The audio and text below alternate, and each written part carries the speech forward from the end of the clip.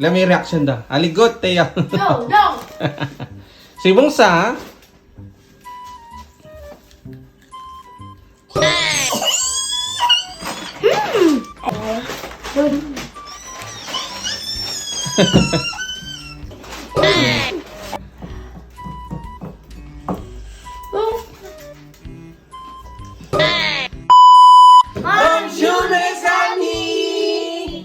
Pagkalabas ko nga sa trabaho, Mesami, at dumaan nga ako dito sa palengke at saktong-sakto nga is nakachamba nga tayo ng mais na sweet corn. May bawi. Madalong lang sila magtinda ng mais na fresh kaya heto na nga sinamantala ko na yung pagkakataon.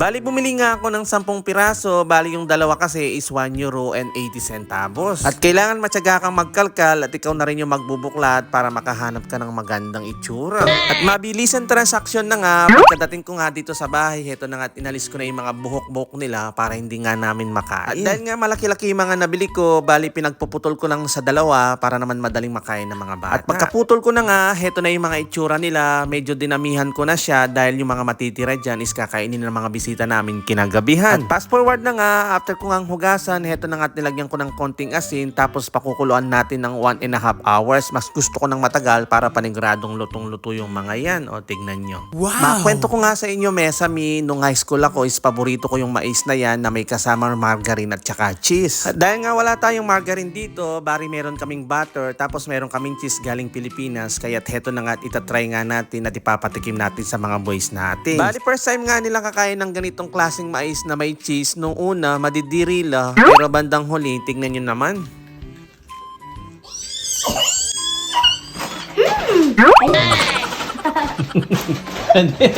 Hindi si Bong.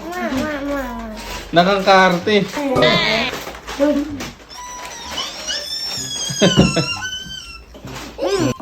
Huwag ka pa lang. Ay, ito Roy.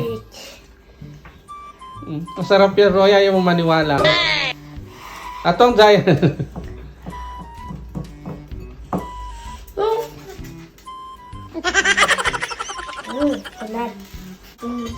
Papa's permit. Kalam na po.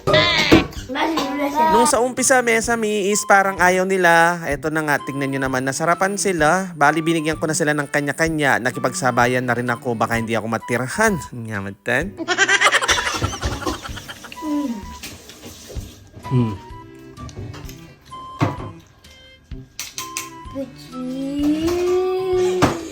Kasagi Roy, Bong Roy. Lagyan mo ng mais yung mangipin. Sugar! Bonide. Papa! Mahala. Papa! Wala. Tama na, Roy. Dayan.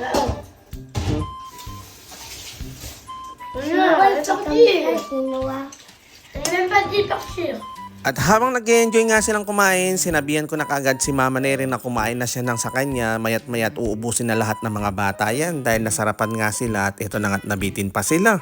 Bali ako na lang, Mesami, ang pumigil sa kanila dahil baka po tarugo may pasobral, dumukol lang yung atyanda. Kaya sabi ko sa kanila is may mga bisita tayo kinagabihan dahil nga dadating si Tito Ryan, kakainin ng mga bisita yung mga natira.